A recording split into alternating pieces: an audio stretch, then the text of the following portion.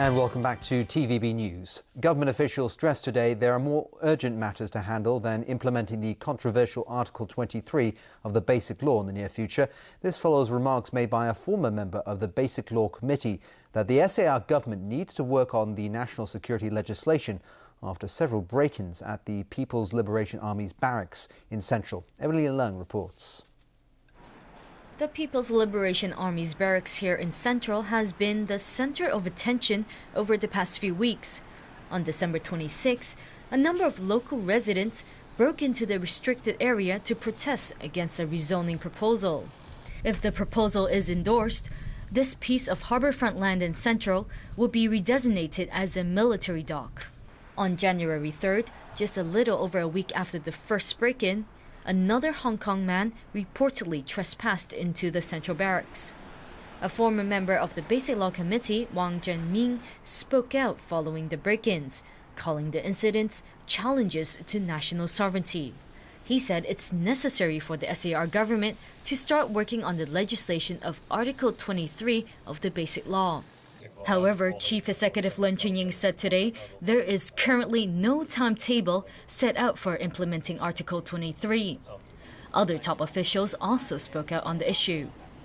In the existing law that we have sufficient statutory provisions and other common law situations to deal with the similar situations such as trespassing into the central military barracks. So for the time being, in relation to the case that you have just mentioned, we are treating it strictly in accordance with the laws of Hong Kong as well as the evidence that is available. We have made it very clear that there are more urgent matters that the SAR government has to deal with in the meantime. Legislator Regina Ip, who had previously fought for national security legislation while she was Secretary for Security, said whether to go ahead with Article 23 legislation is not necessarily related to the break-ins at the Central Barracks. She said there are other laws in Hong Kong that apply to such incidents. Article 23 has long been a sensitive issue for the Hong Kong people. Back in 2003, hundreds of thousands of locals took to the streets to protest against the government's plan to implement Article 23. The plan fell through after Tung Chee-hwa's administration failed to garner enough support to pass the bill. Evelyn Leung, TVB News. Over 11,000 public rental housing units for 30,000 residents will become available beginning late this year as the construction of Hong Kong's second largest public housing estate. That's the wrong story. We're going on to another one, and that is police who believe they've busted a triad gang in West Kowloon after successful infiltration by undercover officers. 46 people have been arrested in the operation, including suspected leaders of the gang. Officers also seized a variety of assault weapons, including knives, metal pipes and wooden batons, as well as about $300,000 worth of pornographic videos. The people arrested are aged between 23 and 67. 9 of them are women carrying multiple entry permits. And on to the housing story now. Over 11,000 public rental housing units for 30,000 residents will become available beginning late this year as the construction of Hong Kong's second largest public housing estate is set to be gradually completed. Visiting the site today, Chief Executive Leung Chun-ying said his administration will continue to work out ways to increase the supply of residential land. Shah De Silva reports. 18 public housing blocks bordering the Lion Rock and Mount Shan country parks. The site covers an area of around 13 hectares, making it one of the largest public housing sites in Hong Kong, second only to the Kai Tak development area. Between 2002 and 2009, the site was left unused as part of it was reserved for residential units under the home ownership scheme, which had been put on hold. That's when a new expanded plan for the Shui Chuan O public rental housing estate was drafted.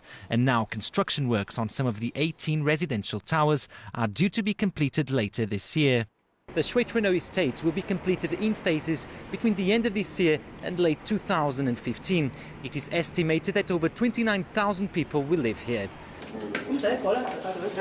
This afternoon, Chief Executive Leung Chun-ying and Secretary for Transport and Housing Anthony Cheung inspected the site. Leung said Shui-Chuen-O estate will help towards solving Hong Kong's housing shortage problem. He noted that if the government manages to secure enough land, it will be able to meet the population's housing needs. Also at the site, the Secretary for Transport and Housing defended property market cooling measures introduced by the government, noting that the housing market has finally been tamed and stabilised. João da Silva, TVB News.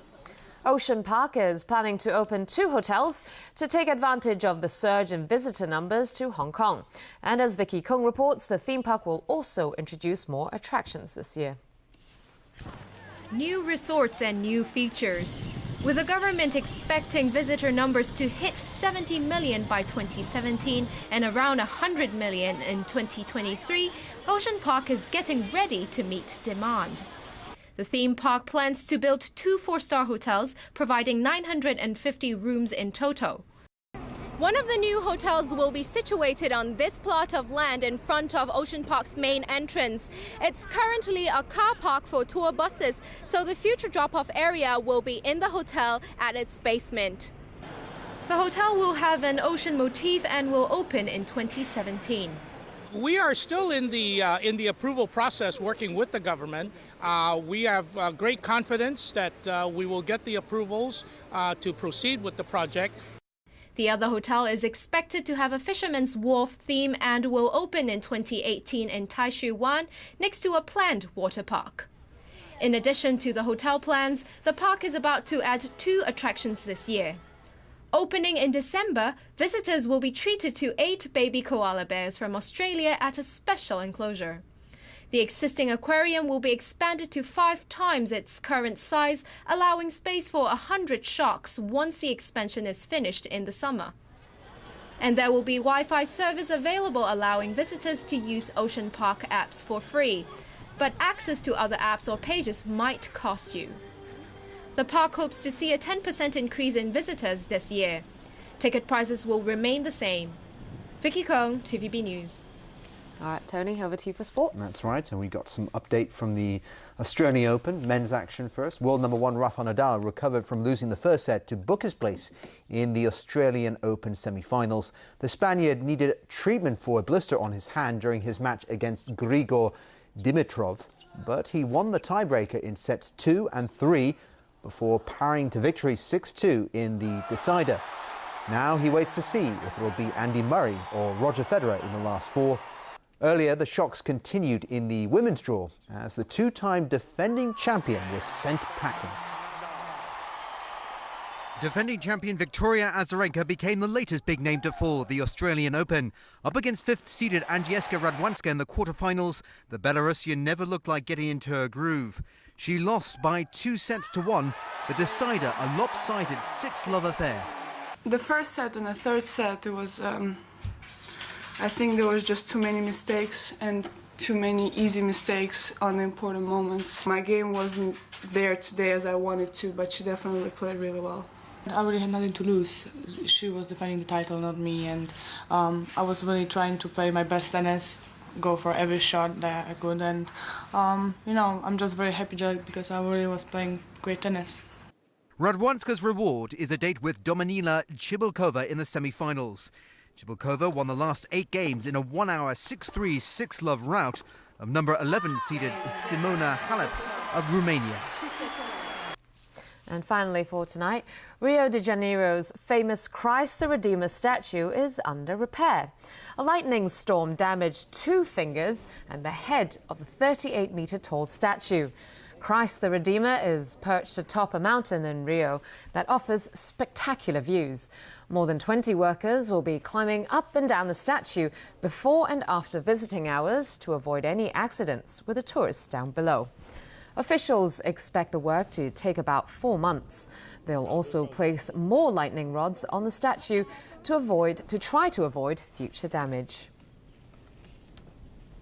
The images of those lightning strikes on the statue are very spectacular. They really are, aren't they? Actually quite cool. And that's the news for tonight. Thanks for watching. Good night.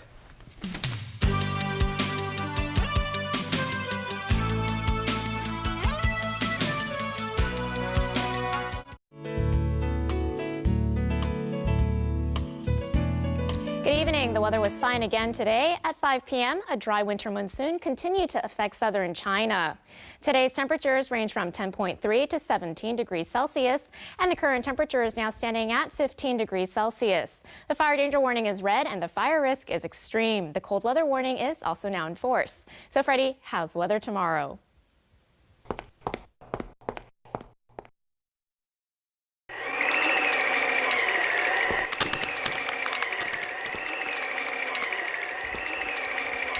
Fine and dry tomorrow. Temperatures will range from 12 to 17 degrees. It'll get warmer and more humid in the following few days. Tomorrow morning's air quality health index will range from moderate to high, and the maximum UV index forecast for tomorrow will be about 5.